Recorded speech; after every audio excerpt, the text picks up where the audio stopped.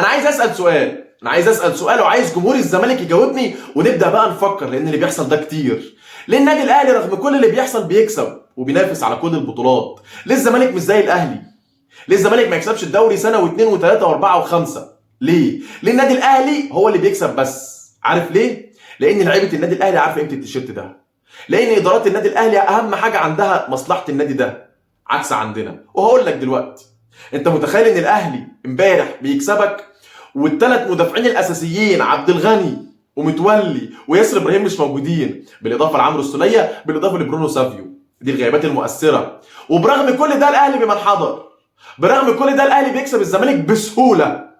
الاهلي يكسب الزمالك بسهوله. الاهلي مثلا ما عملش حاجه صعبه عشان يكسب الزمالك خالص باقل الامكانيات وباقل طريقه الاهلي بيكسب الزمالك، والفرق بقى 8 نقاط شكرا بجد. لعيبه الزمالك وكانها شبعت بعد الفوز بالدوري سنتين على التوالي. وهو ده الفرق بين لاعب الاهلي ولاعب الزمالك اللي اتكلمت فيه قبل كده. دايما لاعب النادي الاهلي جعان بطولات وجعان نجاح، ما بيشبعش، حتى لو كسب ما بيشبعش، عكس لاعب الزمالك اللي بمجرد ما هو عمل ماتش حلو خلاص ده بقى نجم النجوم، ده بقى في حته تانيه. عاملين 10 صفقات، فين هم الصفقات؟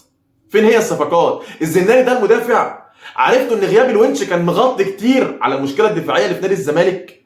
عرفتوا ان غياب الونش كان مداري فعلا مشاكل كتيره جدا في دفاع الزمالك، وان الزمالك بيلعب للموسم الثالث من غير مدافع؟ يعني انت مشيت محمود علاء عشان تجيب الزناري باي حق؟ هو الواحد بيطلع ولا بينزل؟ عرفت ليه الاهلي بينافس والزمالك ما بينافسش؟ عشان فرق العقليه والاداره. اتكلمت وهفضل اتكلم في الجزئيه دي حتى لو قلت لي انت مش زملكاوي. انا عايز حد يكدبني في الكلام اللي بقوله. 10 صفقات للزمالك السنه دي، كله قال لك بس بعد ايقاف القيد الزمالك داخل بتقله. فين الزمالك؟ في المركز الرابع. الزمالك مش هيعرف يلعب لا دوري ابطال ولا كونفدراليه، لان عندنا الماتش اللي جاي غزل المحله في المحله، يعني وارد جدا تخسر. اللي يخليك تتعادل مع الداخليه على استاد القاهره، وتتعادل مع الاتحاد السكندري، وتخسر من اسوان، وتخسر من الاهلي، وتخسر من بيراميدز ب 10 لعيبه؟ طبيعي اقول لك ان انا خايف ان انا اخسر من غزل المحله. انت متخيل 5 ماتشات في 2023 3 خساره و2 تعادل؟ ده الزمالك اللي كسب الدوري السنه اللي فاتت واللي قبلها. بس عرفت بقى الفرق بين لاعب الاهلي ولاعب الزمالك اللي دايما بكلمك فيها. لاعب النادي الاهلي امبارح حمدي فتحي عارف تيشيرت النادي الاهلي قيمته ايه، وعارف جمهور النادي الاهلي عامل ايه. بيلعب بمسكنات وهو عنده اصابه، وكان وارد جدا انه ما يلعبش، ومع ذلك افضل لاعب في المباراه.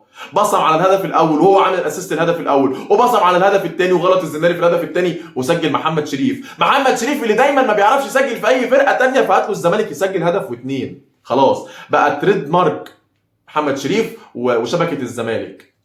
وايا كان مين اللي واقف بقى، عواد ابو جبل، خلاص شريف ماشيه معاه تقريبا كده، بقى له 5 دربيات بيسجل على الزمالك. الشوط الاول سجال ماشيين كويس، الشوط الثاني فيريرا ما اعرفش بيتدخل بحاجات غريبه كده، فينزل الزناري وعمر جابر وحاجه كمان معلش والله، يعني انا بصيت كده متردد اقولها ولا ما اقولهاش، بس هقولها لك. هو عمرو السيسي ازاي ما خدش رجل المباراه امبارح؟ يعني الراجل فعلا بيفسد هجمات الزمالك، مفسد هجمات الزمالك. هو لاعب خط وسط الزمالك عمرو السيسي، اي كره رجع لورا او باصي غلط، بدل ما تعمل باص مفتاحي، بدل ما تعمل زياده عدديه، بدل ما تعمل الضغط لا انت مش عارف تستلم، والكره اللي بتتبصلك في اريحيه انت بترجعها تاني لورا. ما عندكش الجراءه ان انت تبص على اللاعب او تشوف وتعمل سكاننج للملعب وتقدر تعمل الباص المفتاحي او تعمل الاسيست او تعمل الكره اللي ممكن تخترق عدد كبير من اللاعبين. مش عارف تعمل ده. انت فعلا مفسد هجمات الزمالك. المفروض امبارح جايزه رجل المباراه ياخدها عمرو السيسي لاعب الزمالك بس باسم النادي الاهلي. وهو ده الفرق بين لاعب الاهلي ولاعب الزمالك، وهو ده الفرق بين اداره الاهلي واداره الزمالك. انت رحت جبت مصطفى شلبي عند بس في الاهلي. طب عملت استفدت حاجه من مصطفى شلبي؟ استفدت حاجه؟ ما استفدتش حاجه. زكريا الورد جه ومشي، صفقه اجنبيه. ابراهيم نضاي هو فين؟ مش بيتاهل؟ طب كويس، يرجع بالسلامه ان شاء الله. نص الدور الاول خلص، نص الدوري خلص، الدور الاول كله خلص خلاص. بنلعب في الاسبوع ال 14، الاسبوع اللي جاي ال 15 وهم 19 اسبوع، يعني تقريبا خلاص خلصت تقريبا تلت الدوري عشان نبقى بنتكلم صح. فين بقى ابراهيم نضاي؟